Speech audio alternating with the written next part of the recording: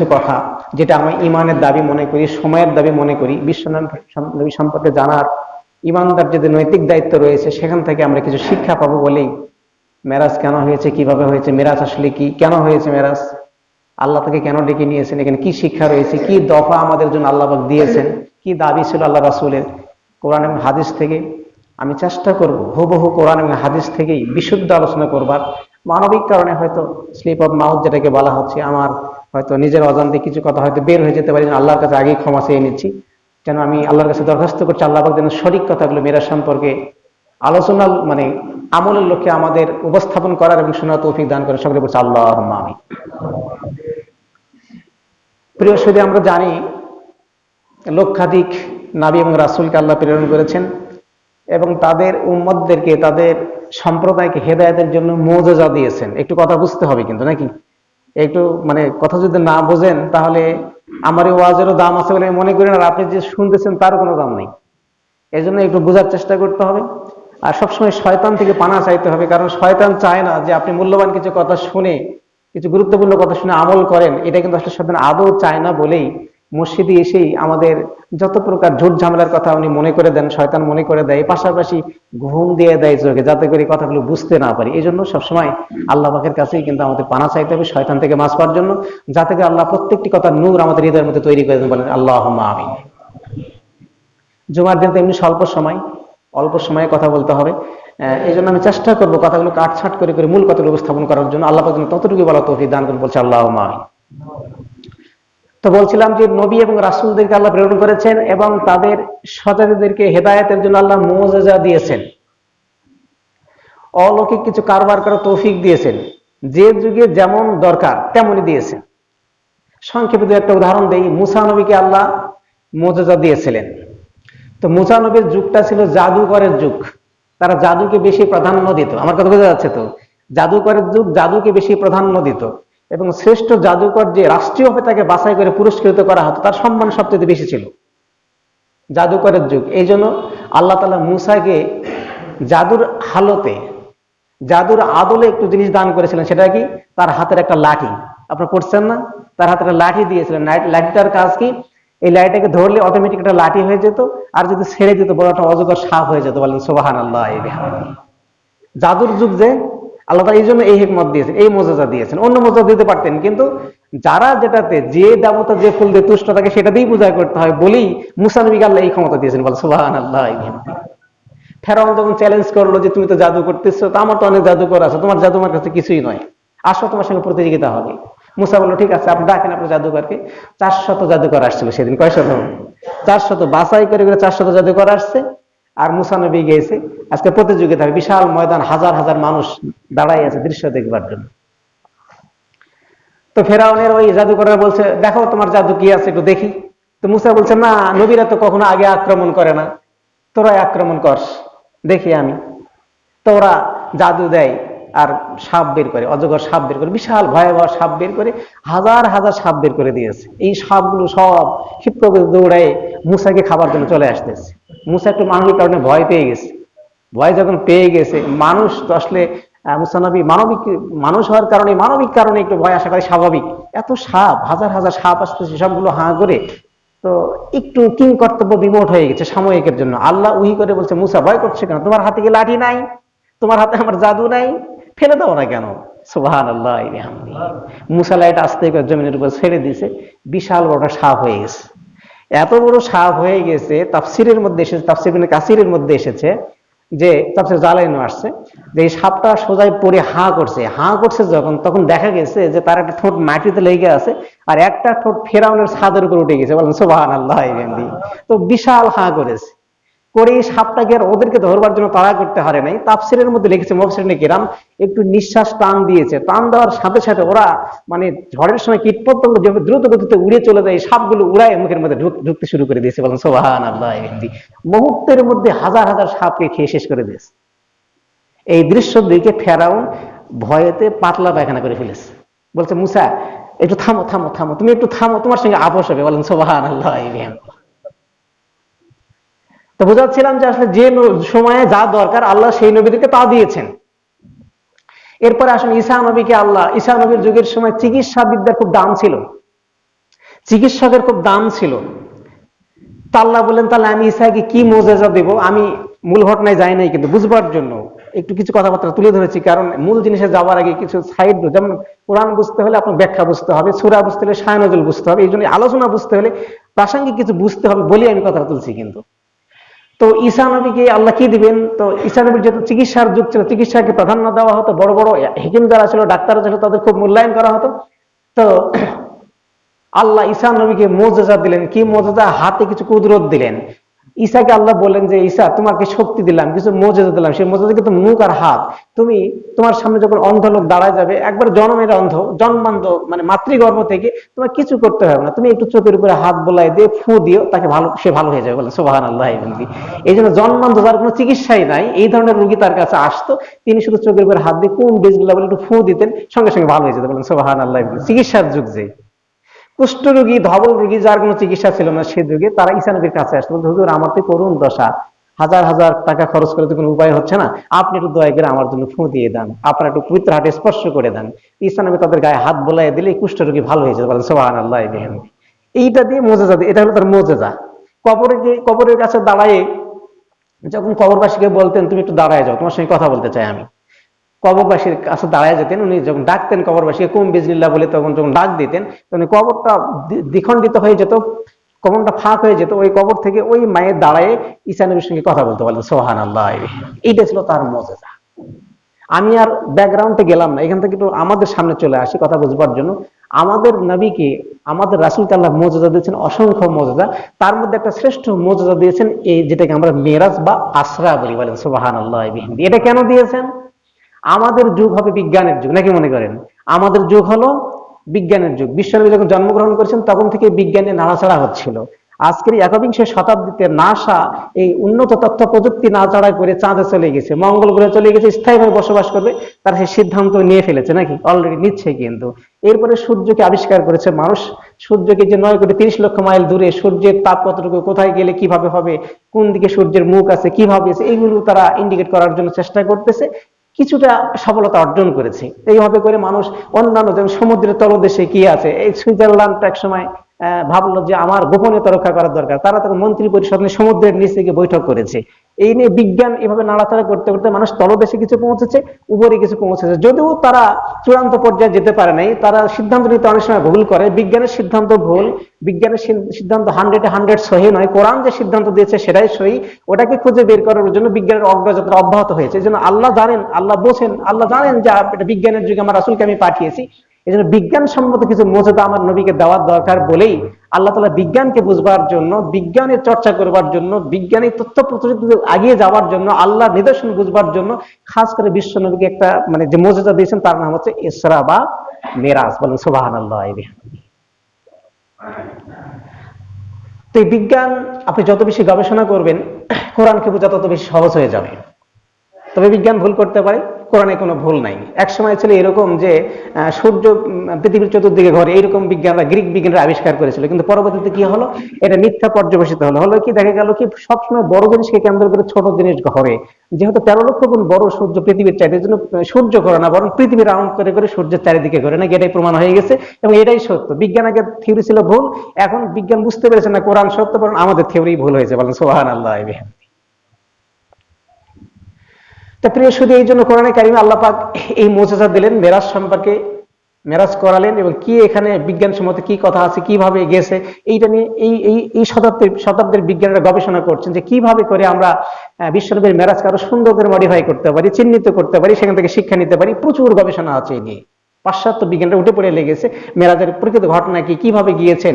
এত বিশাল বড় আকাশ, যে আকাশটা এত বিশাল বড় যে এখানে নিহারিকা আছে, এখানে গ্রহাণুপুঞ্জ আছে, এখানে অসংখ্য নক্ষত্র রয়েছে, গ্রহ রয়ে গেছে, এরপরে এখানে ব্ল্যাক হোল আছে। ব্ল্যাক হোল যেরকম এরকম কোটি কোটি সূর্যকে নিয়ে রেখে ব্ল্যাক হোল খেয়ে নিতে পারে।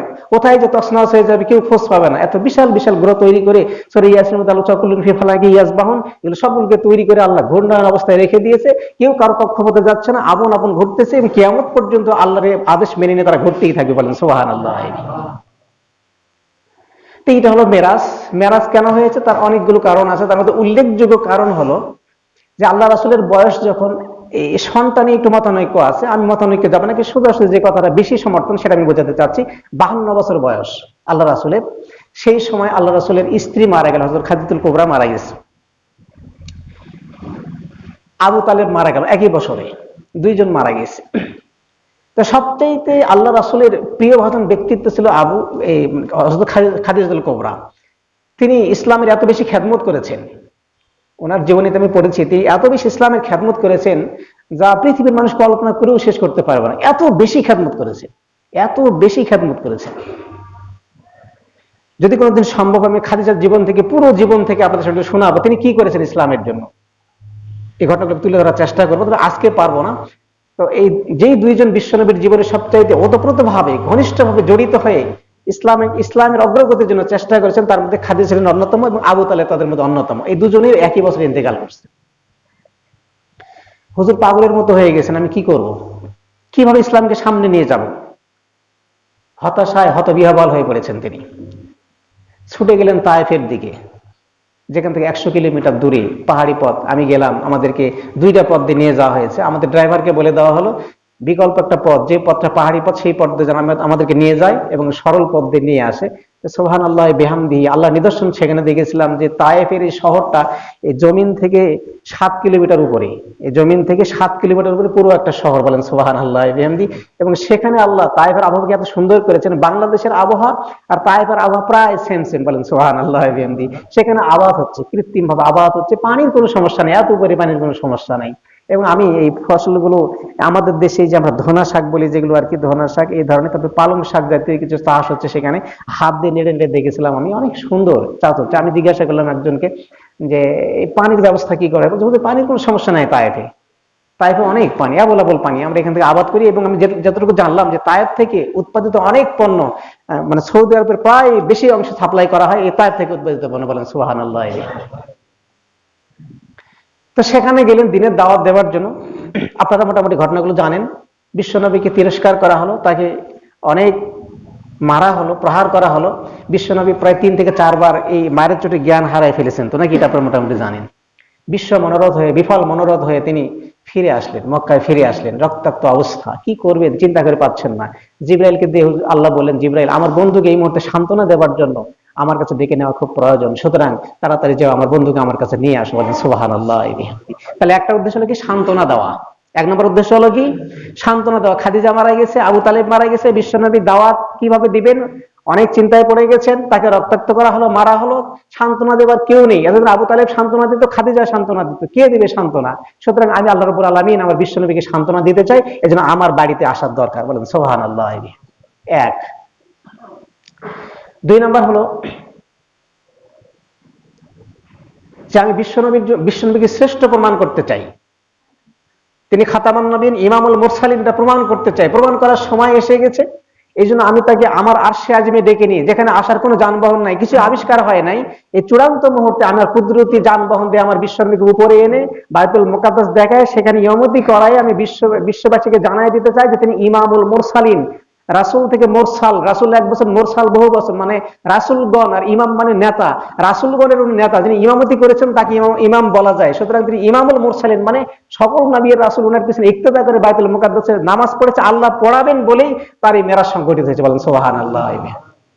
2 নাম্বার 3, আল্লাহ আমাদেরকে কিছু নিয়ামত দিবেন, বিশ্বনবীর ওসিলায় কিছু নিয়ামত দিতে চান।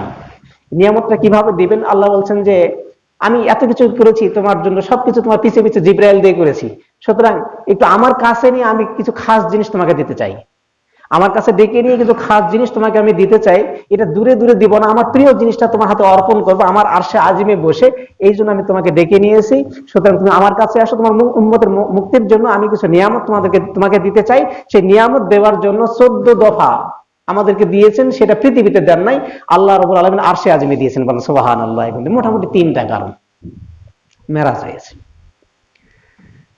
তো আসুন আমরা দেখি সূরা বনী ইসরাইল আল্লাহ কি বলেছেন।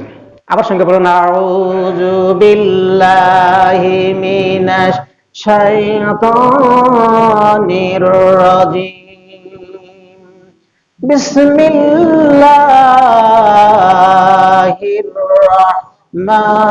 রাহমানির রাহিম, সুবহানাল্লাযী আসরা বিআবদিহি লাইলাম মিনাল মাসজিদিল হারাম ইলা মাসজিদিল আকসা আল্লাযী বারাকনা হাওলাহু লিনুরিয়াহু মিন আয়াতিনা ইন্নাহু হুয়াস সামিউল বাসীর। বলুন সুবহানাল্লাহ। এই বাক্যের শুরুতে, আয়াতের শুরুতে যেটা আসছে সুবহান কথা আসছে নাকি? সুবহান, সুবহান কথার বাংলা অর্থ হচ্ছে পবিত্র। এখন কেমন পবিত্র এর ব্যাখ্যায় তাফসীরের মধ্যে আসছে যিনি সর্বপ্রকার, অনেক অনেক ব্যাখ্যা আছে, একটা ব্যাখ্যা দিয়ে যায় বুঝবার জন্য। অন্যতম উল্লেখযোগ্য ব্যাখ্যা হচ্ছে যিনি সকল প্রকার অপারগতা থেকে পবিত্র, যিনি সকল প্রকার অপারগতা থেকে পবিত্র তাকে বলা হয় সুবহান। বলেন সুবহানাল্লাহি ওয়া বিহামদিহি। কথা বোঝা গেছে নাকি? যিনি সকল প্রকার অপারগতা থেকে মুক্ত, অপারগতা বলে তার কিছু নাই, যিনি সবকিছুই পারেন তাকে বলা হয় সুবহান। এই জন্য আল্লাহ আমাদের তাসবিহ শিখাইছেন রুকুর মধ্যে সুবহান রাব্বিয়াল আযীম নাকি?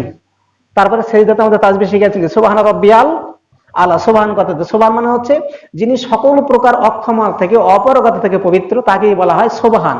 আর আল্লাহ যেহেতু অপারগতা থেকে সম্পূর্ণই পবিত্র, তার কাছে না বলে কোনো কথা নাই, ওনার সংবিধানে না বলে কোনো কিছু নাই, তিনি সবকিছু পারেন। এই জন্য সুবহান কথা দিয়ে বাক্যটা শুরু করে দিয়েছেন। বলে সুবহানাল্লাহি। আগে সুবহান কথা না বুঝলে মেরাজকে বুঝতে পারবেন না। একটু ব্যাকগ্রাউন্ডে সূরা নহলে চলে যায় একটু বুঝবার জন্য। সূরা নহলের মধ্যে আপনারা শুনেছেন সুলাইমান আর বিলকিস নবীর কাহিনী আছে, কিন্তু একটু পড়বেন সূরা নহলটা, খুবই সুন্দর। তো এই সুলাইমান নবী যখন বিলকিসকে দাওয়াত দিল, সাবা নগরীর রানী, উনি মূর্তি পূজা করতেন, ওনাকে দাওয়াত দিল, তোমাকে ইসলামের দাওয়াত দেওয়া হলো, গ্রহণ করো, দিনের দাওয়াত দিলাম। যাচাই বাছাই করে উনি দাওয়াত গ্রহণ করার জন্য আসতেছেন, তবে পরীক্ষা সাপেক্ষে। বিলকিস রানী বলছে তোমাকে গিয়ে পরীক্ষা করবো আমি, কেমন তুমি নবী, কেমন তুমি সুলাইমান, তারপরে ঈমান আনবো। পরীক্ষার জন্য ওনার দলবল নিয়ে উনি চলে আসতেছেন। ওনার সিংহাসন, ওনার একটা সিংহাসন ছিল, যে সিংহাসনের মধ্যে, যে সিংহাসনটার দৈর্ঘ্য লিখছে 80 গজ, প্রস্থ 80 গজ, এত বড় সিংহাসন ছিল। এটাকে আবার রুমের মধ্যে তালা দিয়ে উনি রেখে চলে আসতেছেন সুলাইমান নবীর দরবারে। পরীক্ষা করবেন, ইসলাম গ্রহণ করবেন, ঈমান গ্রহণ করবেন। আমি কিন্তু সুবহান কথা বোঝাবার জন্য সূরা নহলে চলে গেছি। তো সুলাইমান নবী এখন ওনার সভাসদ নিয়ে মিটিং এ বসে গেছেন। সুলাইমান নবী কিন্তু গোটা পৃথিবীর প্রেসিডেন্ট, গোটা পৃথিবীর শাসনকর্তা উনি, এটা আপনারা জানেন, আমি সেদিকে যাব না।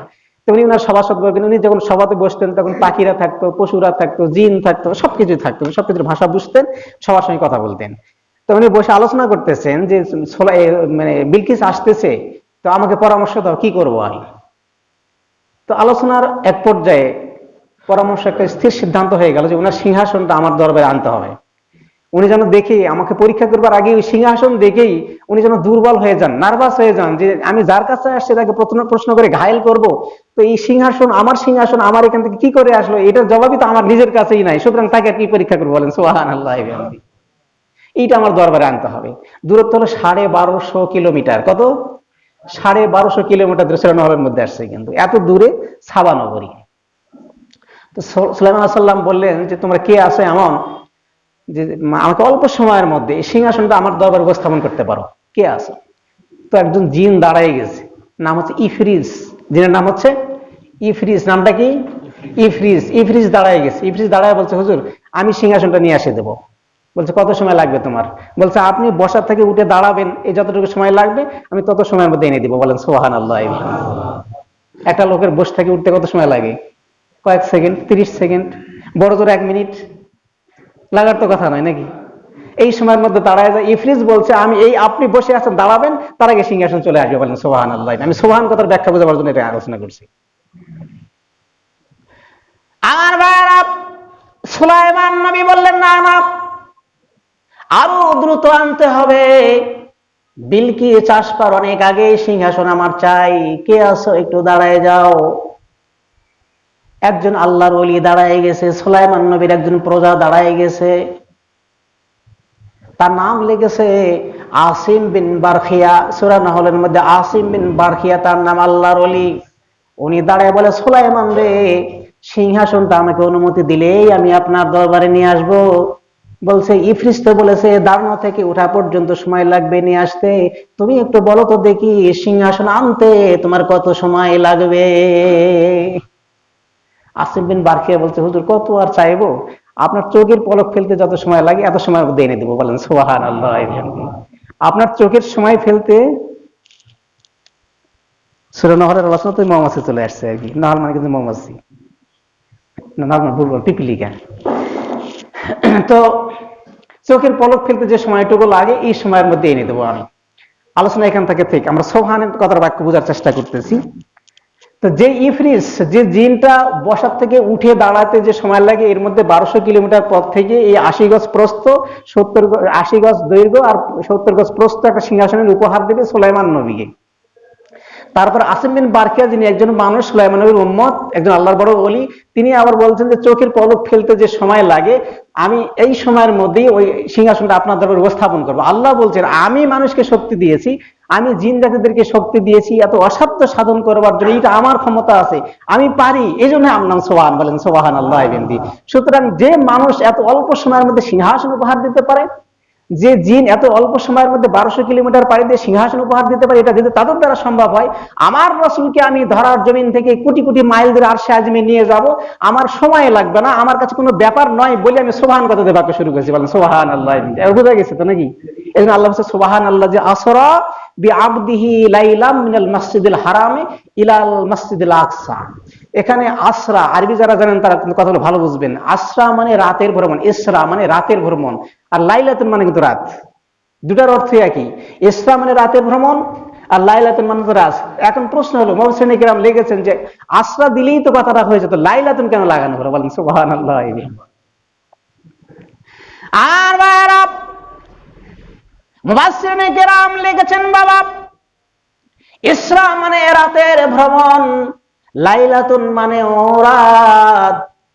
আল্লাহ ইসরা দিয়ে শেষ করতে পারতেন কিন্তু করেন নাই, লাইলাতুন কথাটা লাগাইছেন। লাইলাতুন নাকারা, এটা হচ্ছে নাকারা, এটাকে বলা হচ্ছে নাকারা, মারফা। নাকারা তো বলছেন অনির্দিষ্ট, এখানে বলা হচ্ছে বাবা লাইলাতুন লাগায়ে আল্লাহ বুঝাইতে চাইছেন যে গোটা রাত ধরে আমার নবীর সফর হয় নাই, আমার নবীকে আরশে আজিমে নেবার জন্য সন্ধ্যা থেকে নিয়ে শুরু করে ফজর পর্যন্ত সময় লাগে নাই, বরং লাইলাতুন কতটা লাগায় দিয়ে আল্লাহ বুঝাইছেন রাতের সামান্য অংশ, আমার রাতে এই রাতের সামান্য অংশে আমার বিশ্ব নবীকে আমি সফর করাইছি। বলেন সুবহানাল্লাহ।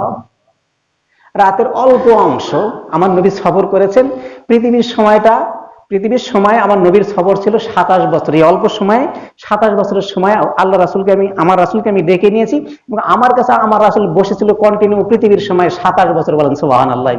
কিন্তু মারেফা এখানে নাকারা লাইলান শব্দ লাগে আল্লাহ বুঝাইছেন যে পৃথিবীর সময় অনুযায়ী সেই সময়টা ছিল মাত্র, মানে তোমাদের চাক্ষুষ দৃষ্টিতে তোমরা যেটা মনে করো সেই সময়টা হলো 1 থেকে 1.5 মিনিট। এই সময়টা তোমাদের চোখে ধরা পড়বে। এই সময়ের মধ্যে 27 বছর ঢোকাই দিয়ে আমি আমার রাসূলকে আমার দরবারে নিয়ে আমার কথাগুলো বলেছি, আমি তাকে 14 দফা দিয়েছি। বলেন সুবহানাল্লাহ। আর লাইলাতুনের ব্যাখ্যায় মুফাসসিরিনে কেরাম লিখেছেন, লাইলাতুন মানে ওনারা লিখেছেন ওয়াক্তান খাসান আও ওয়াক্তান কালিলান। ব্যাখ্যা করেছেন এভাবে, ওয়াক্তান খাসান ওয়াক্তান কালিলান। ওয়াক্তান খাস মানে নির্দিষ্ট সামান্য সময়, ওয়াক্তান কালিলান মানে সামান্য সময়। সামান্য সময়ের ব্যাখ্যা লিখতে গিয়ে আবার ওনারা বুঝাইছেন একটা লোক যখন ওযু করে, বিশ্বনবী ওযু করেছিলেন, উম্মে হানির ঘরে শুয়েছিলেন। উম্মে হানি হচ্ছে আবু তালেবের কন্যা, আবু তালেবের মেয়ে। আবু তালেবের মেয়ে মানে হুজুরের ফুফু, এই হুজুরের ফুফুর নাম হলো উম্মে হানি। উনার ঘরে শুয়েছিলেন, উনার ঘর থেকে উনাকে উঠানো হয়েছে, হুজুর ওযু করেছেন, ওযু করে উনি মেরাজে গেছেন, ঘুরে এসে দেখেন ওযুর পানিগুলি তখন গড়ায় যেতেছিল। বলেন সুবহানাল্লাহ। এতটুকু সময়। আরেকটা উদাহরণ দেওয়া হয়েছে যে উনি মানে উম্মে হানির যে ঘরে শুয়েছিলেন সেখান থেকে বের হওয়ার সময় দরজা লেগে দিয়েছেন যখন, তখন শিকল নড়তেছিল। বিশ্বনবী মেরাজ শেষে এসে দেখেন যে শিকলটা তখন ঝুঁকতেছে। বলেন সুবহানাল্লাহ। প্রিয় সুধী, আমি আলোচনা শেষ করলাম, আজকে প্রায় 16 বেজে গেছে, সময়ের দিকে খেয়াল রেখে আজকে বক্তব্য শেষ করতে হচ্ছে। বাকি কথাগুলো আমি তো মেরাজের মূল কথাগুলো বলবো, আমি শোনার জন্য আহ্বান জানাচ্ছি। সামনের জন্য আলোচনা হবে এবং